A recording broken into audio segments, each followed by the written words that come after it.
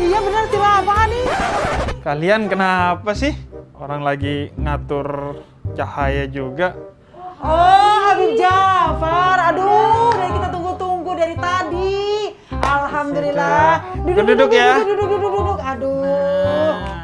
Sebelum lanjut, support terus channel ini dengan cara klik tombol like dan subscribe dan jangan lupa nyalakan loncengnya ya, supaya kalian gak ketinggalan video seru lainnya.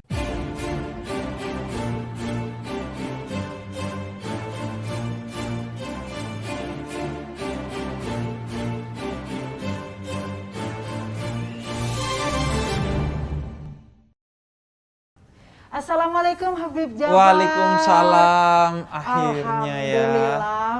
Punya waktu masuk ke podcast kita juga hari Iya, ini. podcast Nah, terima kasih loh NTMC. Bib sudah hadir. Ini saya benar nanyain gimana kabarnya, udah sehat? Alhamdulillah sehat sekarang. Penting nanyain kabar itu. Karena kalau nggak sehat jangan diajak syuting kalau sekarang. Nggak nyampe sini kita ya. Nggak nyampe Ini terima sini. kasih dok sudah mencerahkan podcast NTMC Iya. hari ini loh Bib. Iya, terima kasih tim lighting sudah membantu seolah-olah ini saya yang tercerahkan. Kirain cahaya dari mana gitu. Nah ini seru banget nih sahabat NTMC, kita kedatangan sang protektor pemuda tersesat. Bertemu dengan saya, sang protektor masyarakat. Wes. Keren, asik. Aduh. Sebelum saya mulai nih Bib, berkenan untuk menjawab rapid question buat Habib. Saya punya nih. Oke. Cepat jawab ya. Ya. Dibenci masyarakat atau dibenci satu keluarga? Dibenci masyarakat. Kenapa Habib? Karena kejadiannya seperti itu sih kan. Ada netizen yang benci. Ada aja yang benci ya. Iya, karena tugas kita dari Allah itu ku anfusakum wa ahlikum naro. Jaga diri dan keluarga dari api neraka.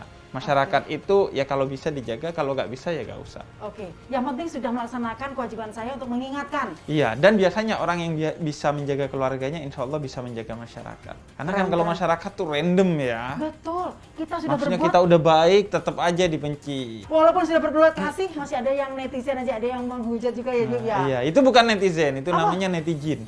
Netizen. Netizen Setuju. yang kayak jin itu. Oke, ada netizen, ada netizen. Setuju, Bib. Oke, berikutnya. Ini agak-agak berat nih. Tretan muslim atau coki, Bib? Coki. Karena Belum Allah. ya, benar. Benar. Kan Ini iya, seluruh- saya harus ngasih effort lebih. Betul. Coki ini berhasil Kalau- dimualafkan nggak nih Iya, gitu ya? kalau tretan muslim kan Udah tinggal ngajarin lebih baik. Iya. Nah, effort yang harus lebih itu ke coki. jewer mengingatkan. Iya. Ya. Dan memang ya, kalau dari segi kemusliman itu muslim lah yang unggul karena dia seorang muslim. Iya, Tapi dari segi keislaman itu coki sebenarnya yang unggul. Karena Coki kalau yang- diajak syuting dia tepat waktu. Nah, Terus di Ciri briefing Islam dia dengerin. Oke. Nah, Ciri-ciri muslim adalah Islam adalah taat, Taat. disiplin, hormat kepada orang lain, ya hal-hal seperti itu. Nah, sebagian muslim itu tidak memperlihatkan keislamannya. oke. Seperti Makanya kata Muhammad Abduh, saya melihat Islam di Paris meskipun saya tidak melihat muslim di sana. Karena di sana bersih, rapi. Kemudian nggak ada knalpot brong.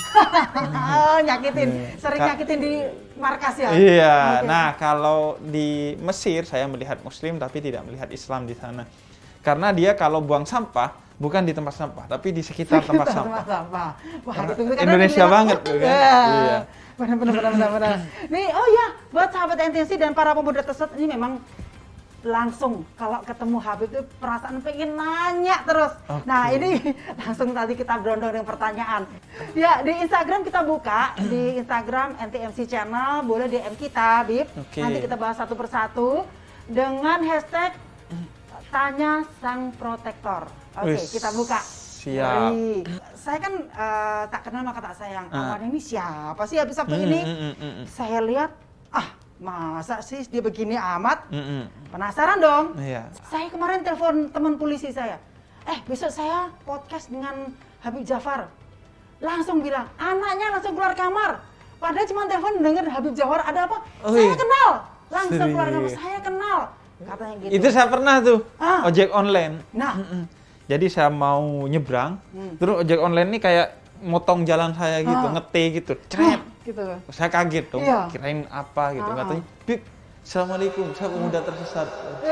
Kemudian dia jalan lagi. Lihat tuh, dikirain dia tuh. Wah, Gitu.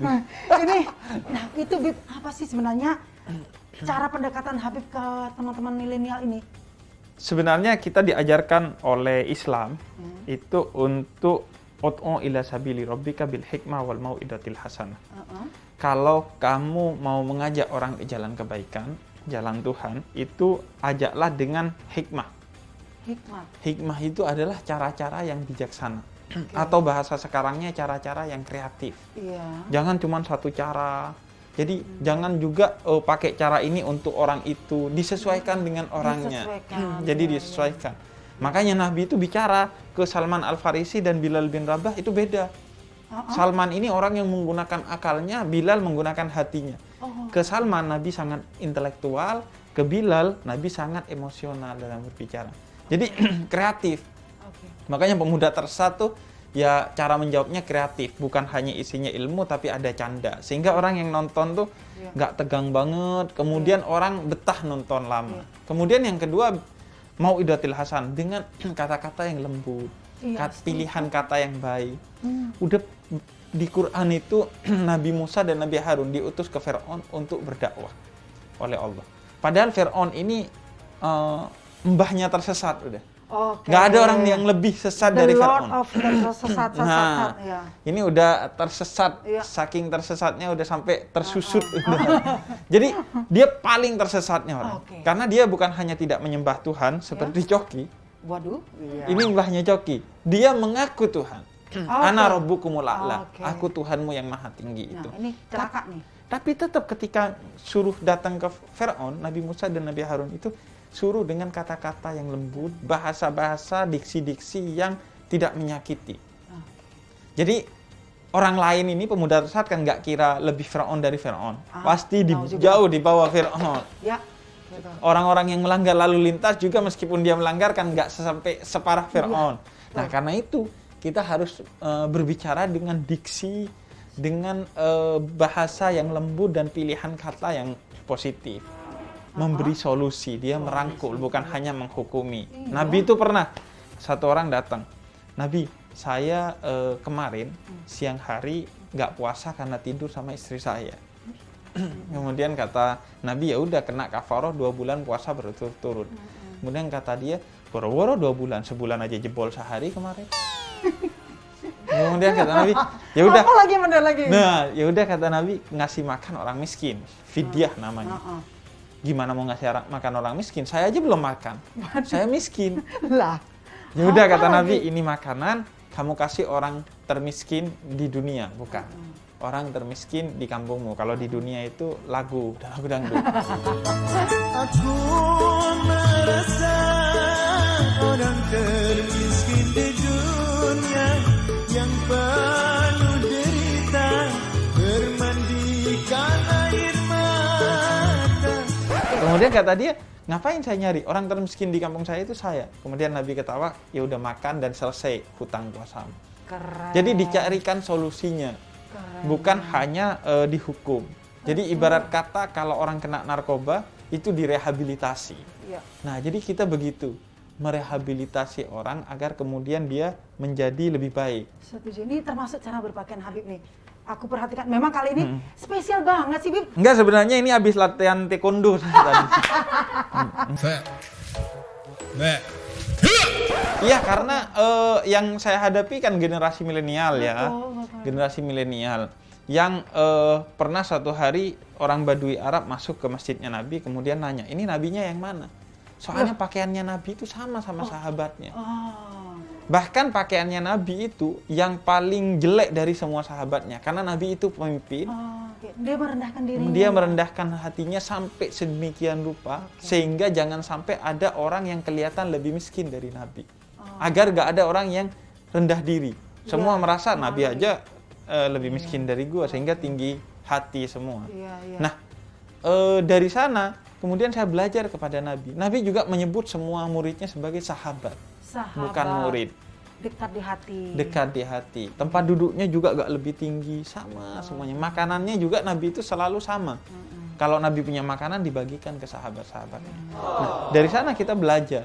Yaudah kita seperti Nabi, cosplay jadi orang yang kita dakwai. Asalkan ya jangan sampai melanggar ya. Iya. Jangan kemudian, wah, Bib kalau dakwah ke orang mabuk katanya, kalau nggak sambil mabuk juga, itu nggak didengar. Nggak gitu juga.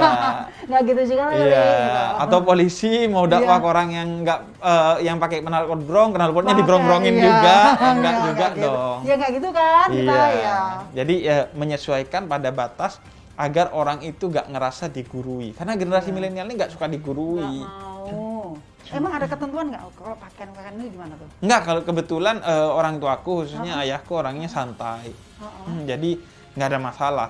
Dari dulu aku pakai celana kalau untuk dakwah kemana-mana, tapi juga menyesuaikan kalau ke masjid, kalau ke majelis taklim dakwahnya itu ya pakai sarung.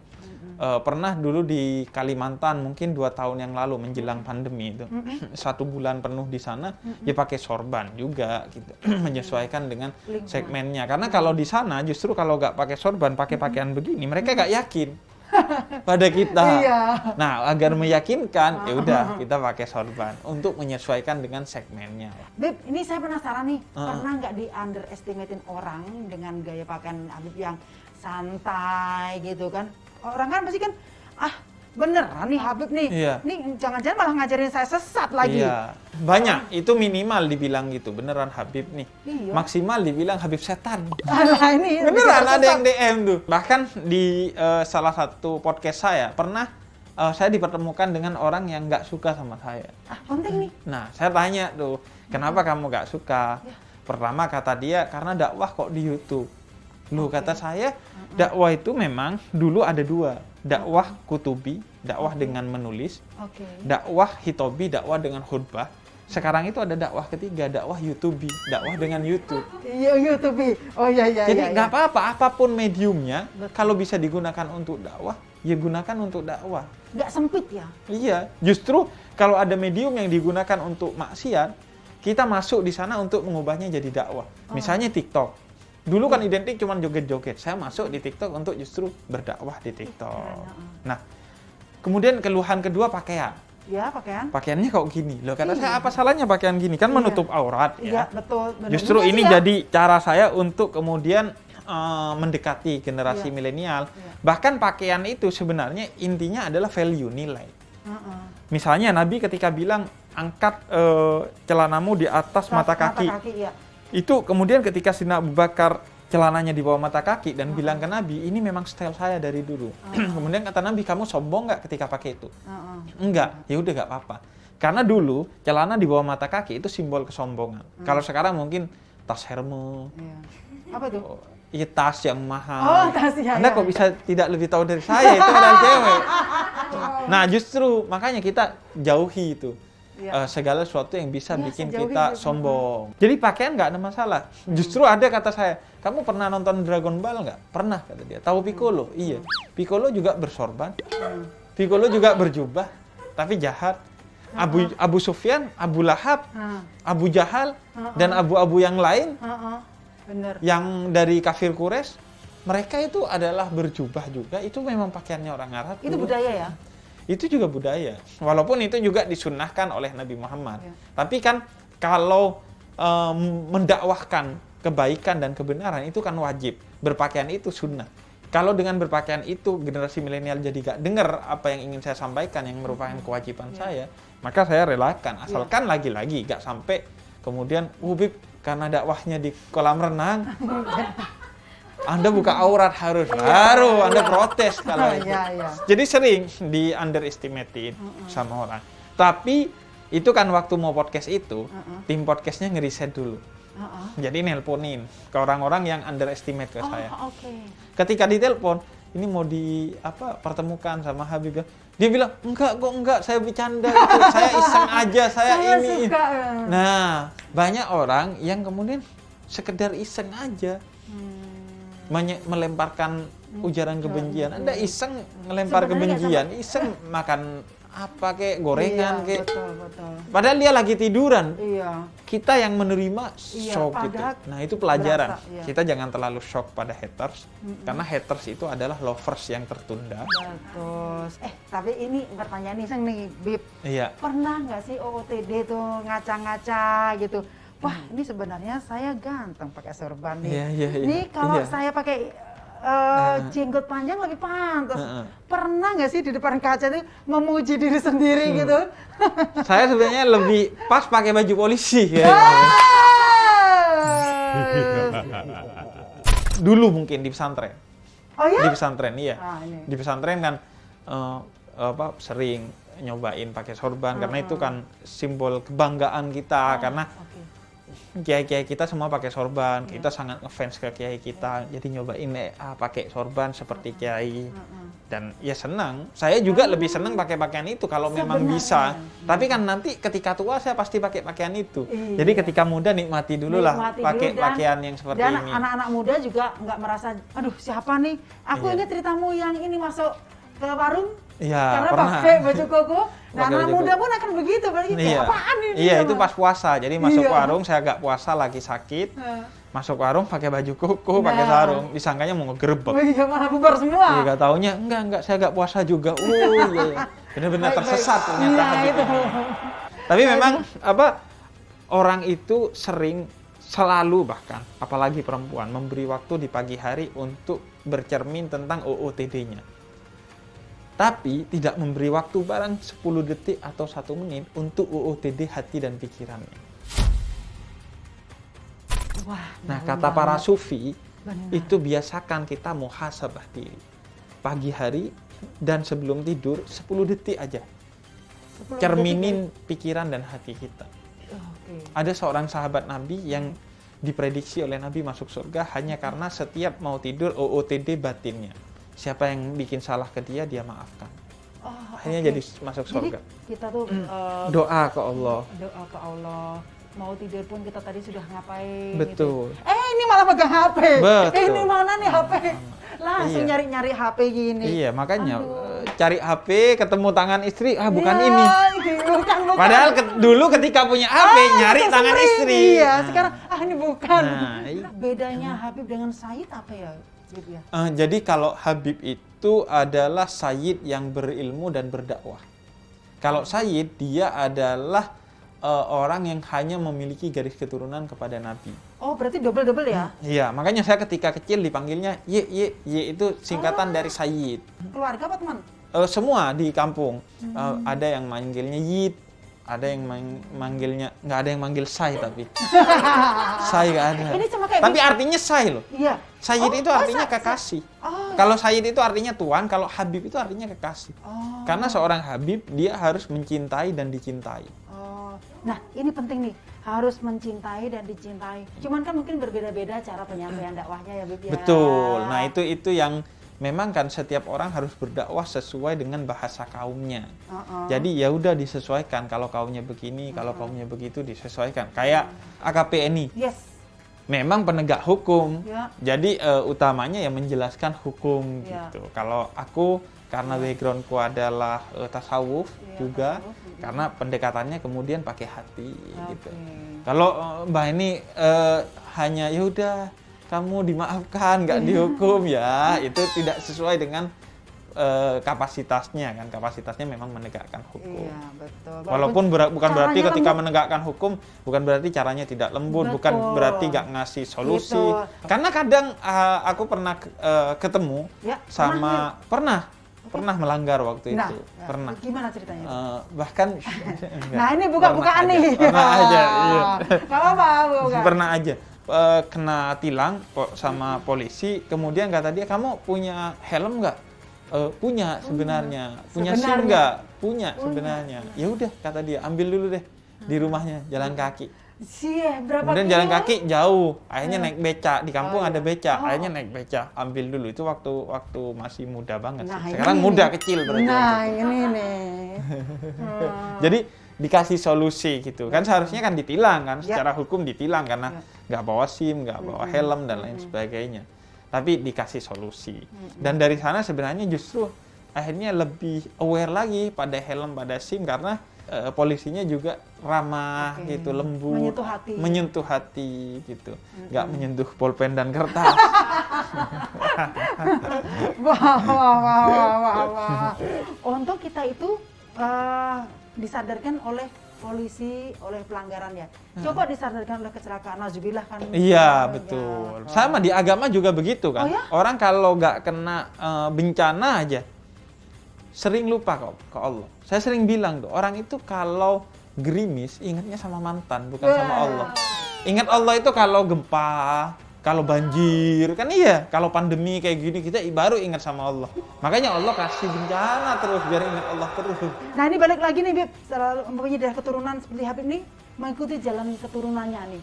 Iya, betul, ya pasti. Kan? Nah, tapi di lubuk hati yang terdalam, ya nih Bib, pernah nggak Bib punya cita-cita yang agak berbeda dulu waktu kecil gitu? Cita-cita yang agak berbeda, kalau aku enggak. Memang Kalau aku memang suka sama apa yang aku jalani sekarang. Yang agak berbeda itu adikku. Adikku itu nggak punya ijazah SMP dan SMA kecuali ijazah pakai. Karena lulus SD, itu sama ayahku langsung disekolahkan ke musik. Jadi kata ayahku, kalau adikmu diajari untuk berenang padahal dia seekor burung, ya sampai kapanpun nggak akan bisa. Akhirnya udah sekolah musik dia. Kalau aku kebetulan menyukai lah jalan ini, jadi nggak pernah menemukan momen-momen terpaksa atau apa, karena memang suka ini. Oh ya? Karena memang anak-anak zaman kita dulu ya, masih muda-muda SMP, SMA, pengen mencoba hal yang baru, pengen mencoba mengekspresikan hal dirinya gitu ya, Beb ya. Nah, pernah mengalami merasa masa-masa itu nggak? Pengen coba hal baru atau pengen sesuatu yang berbeda gitu? Pernah sih, kalau Iseng-iseng. kalau ingin itu, tapi ya paling mentok kalau aku hanya model rambut apa disemir gitu, diwarnain. Tapi saya takut pada ayah saya.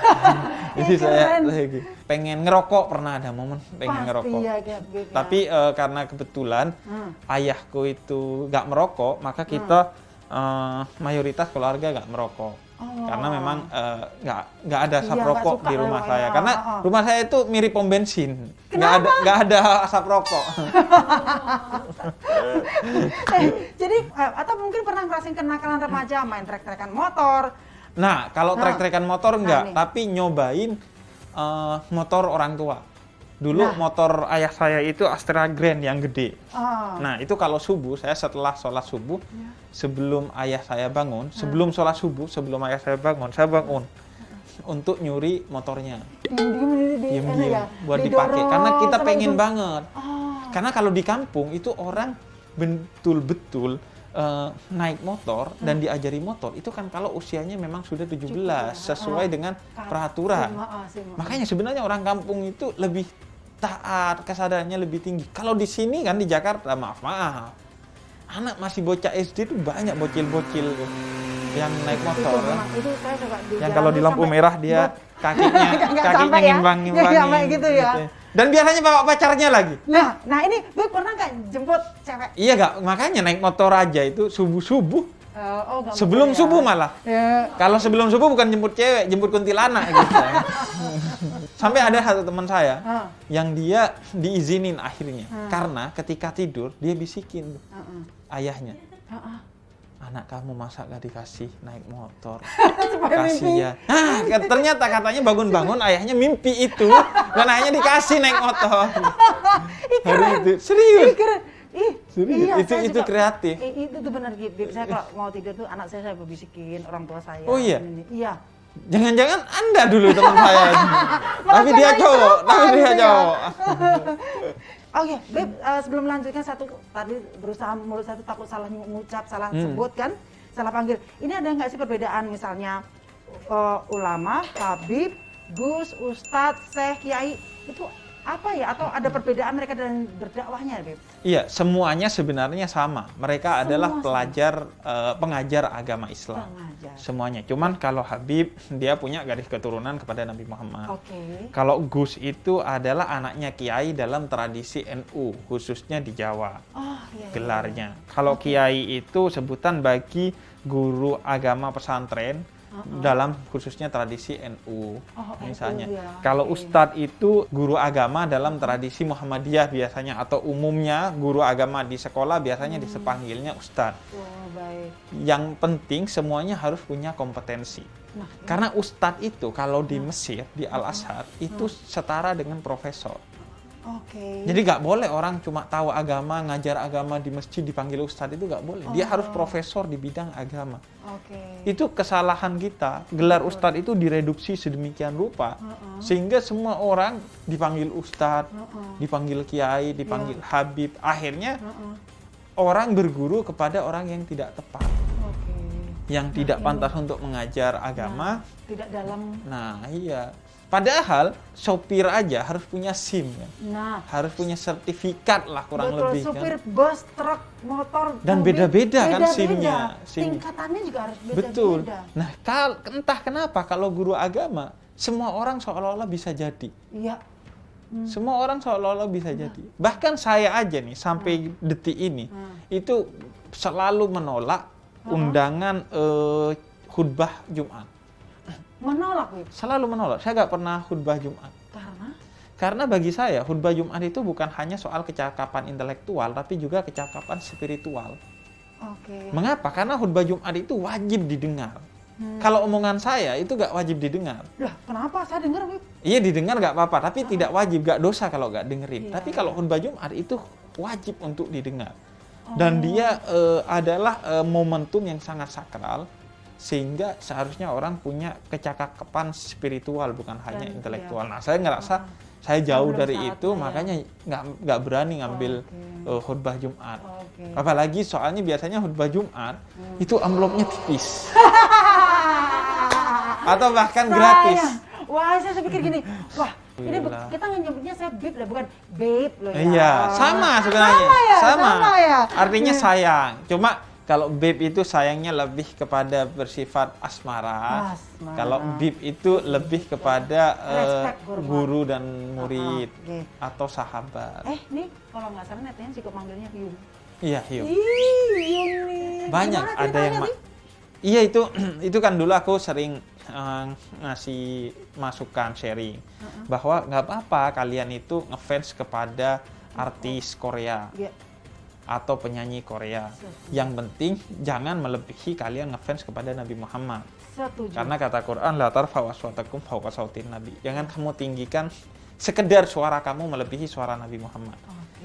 Jadi ketika ngefans boleh asalkan lebih ngefans ke Nabi Muhammad, sehingga kalau tahu tanggal lahirnya Hyung Opa siapa harus lebih tahu juga sejarahnya Nabi Muhammad. Oke. Dan jangan melanggar aturannya Nabi Muhammad dalam ngefans. Misalnya karena ngefans Ya. kepada dia, kemudian dia mabuk ikutan mabuk, dia maksiat ikutan maksiat gitu. Jangan, yang diambil aspek positifnya aja dari itu. Nah dari sana kemudian banyak yang manggil Hyung. Oke, berarti kewajiban kita orang tua untuk mengarahkan anak-anaknya, wah aku harus waspada nih, anak aku lebih cinta Hyung, kok Hyung Iya. ya kan? K-pop atau Nabi nih gitu ya. Dan ujung-ujungnya dia harus mencintai diri sendiri. Jangan sampai dia ngefans ke orang lain, kemudian dia kehilangan jati dirinya. Rambutnya kayak orang Korea, suaranya kayak orang Korea, kemudian pakaiannya kayak orang Korea. Akhirnya operasi plastik, karena gak ada plastik pakai ember. Akhirnya kehilangan jati diri keindonesiaannya. Seharusnya justru kita harus menegaskan jati diri kita sebagai orang Indonesia sebenarnya. Nah, kehadiran Habib Hussein ini kan sangat dirasakan di YouTube. Oke. Ini sepengetahuan saya ya. Ah. Sebenarnya ini dakwahnya beliau menggunakan platform digital. Ini sebenarnya sasarannya tuh siapa ya, Habib ya? Oke. Ini dari Akbar Firmansyah. Bib, apakah menahan kentut dalam sholat termasuk jihad? Jihad. Ini beneran nih, Bib. Sebenarnya yang utama untuk diperangi oleh pemerintah dan kita semua secara umum itu adalah hoax-nya. Karena banyak orang yang nggak percaya corona itu karena kemakan hoax, bukan karena mereka ingin melawan corona.